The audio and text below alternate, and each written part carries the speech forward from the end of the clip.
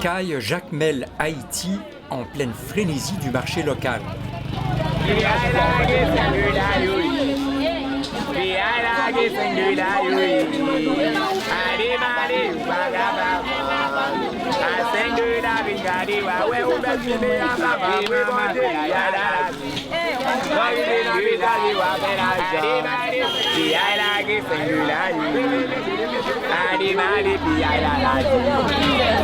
Pour Jeanne Bédard, une nutritionniste du projet Relance agricole et nutrition de Marigot, c'est un endroit d'échange important avec les femmes et leur réalité alimentaire.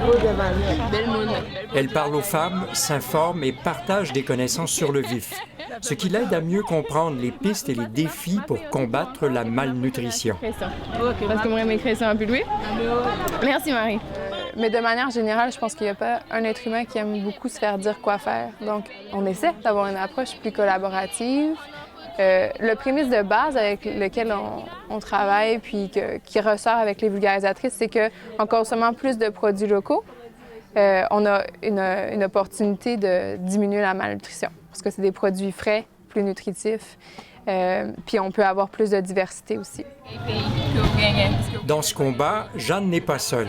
Elle travaille avec 24 vulgarisatrices qui sont le point d'ancrage pour mobiliser et former en nutrition 275 femmes de 3 sections communales. Téléphone à la main, elle précise le point de rencontre avec 2 des vulgarisatrices. Moi qui filme, oui. Mais d'abord, réunion afin de parler stratégie. On va aller au cas demain? Oui. Ces jeunes femmes sont très motivées, même si le travail n'est pas toujours facile. Demain, mercredi, OK, 8 heures.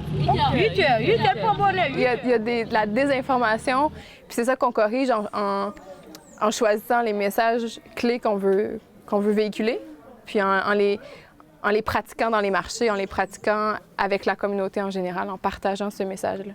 Ça veut dire production locale là, soit cultivée. Dans le fond, ce que les femmes apprennent en éducation nutritionnelle, on veut qu'ils l'appliquent. Puis, en allant dans les marchés, parler aux autres femmes, bien, ça leur fait réviser ce qu'ils ont appris, leurs concepts, leurs connaissances.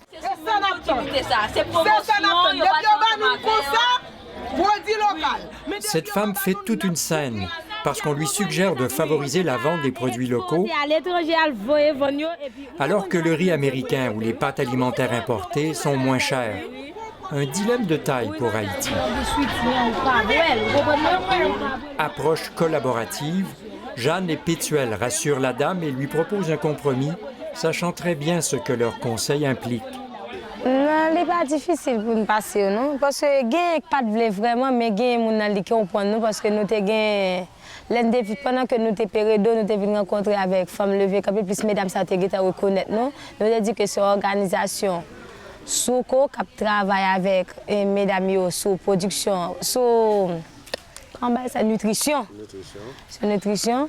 Ça veut dire là, et après, ils ont essayé de comprendre nous, ils étaient d'accord de faire photo, nous avons parlé avec nous, nous avons dit l'importance du produit local la gain. C'est tout simplement. La stratégie est de travailler avec des Haïtiennes puisqu'elles connaissent les réalités du terrain. Ces femmes sont en mesure de diffuser des messages simples et positifs, bénéfiques pour la santé nutritionnelle des populations. Oui, c'est important, c'est vraiment important, c'est extrêmement important. C'est parce que je suis haïtienne, je suis paysanne aussi. Je connais bien mes frères et sœurs. Les visites de marché, ça fait partie de notre promotion des produits locaux, mais quand on parle d'éducation nutritionnelle par rapport à l'allaitement, on va aller cibler d'autres personnes. Puis quand on parle d'impliquer les hommes aussi dans l'alimentation, on va aller les rejoindre autrement parce qu'il n'y a pas beaucoup d'hommes dans les marchés locaux. Quoi d'autre? Quand on parle de boîte à lunch, de ce que les enfants mangent à l'école, ça, on va peut-être plus travailler avec les écoles. La stratégie est bien calibrée et répond aux résultats d'une importante enquête qui a permis d'identifier des carences au niveau du fer, de la vitamine A, de l'iode et de l'acide folique. Par conséquent, on sait ce qu'il faut cultiver pour combler ces carences. C'est un beau projet aussi parce que il y a plusieurs fois que la nutrition et l'agriculture sont rarement traitées ensemble, je trouve. Puis là, tu vois, avec l'équipe agronomie, ils vont produire plus, produire mieux.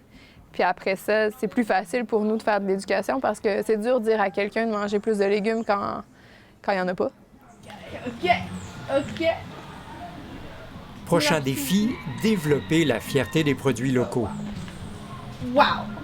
Concours de recettes, préparation de repas en groupe, participation aux foires agricoles et une campagne marketing avec des photos de vulgarisatrices afin de faire la promotion de fruits et légumes propres à chaque commune.